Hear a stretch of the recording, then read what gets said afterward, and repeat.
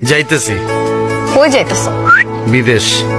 বিদেশ? ইয়েস, বিদেশ গিয়া ভরপুর টাকা যখন কামামু, টাকা না ডলার, ভরপুর ডলার কামায় আর তোমার খোমার মধ্যে গেলে ডলার ছিল।